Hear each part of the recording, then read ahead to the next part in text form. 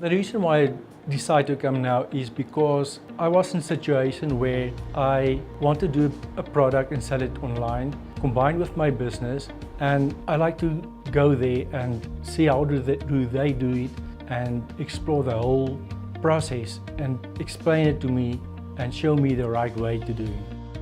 In this private label blueprint, I learned to have certain steps. What do I expect in the process, what to do, and how to execute everything. It is not left me in the dark and see, I know what to do now. I know what to expect, and that will help me in all my business forward. But then I feel when I go away from this place, I know I've got everything what I need to explode in my business.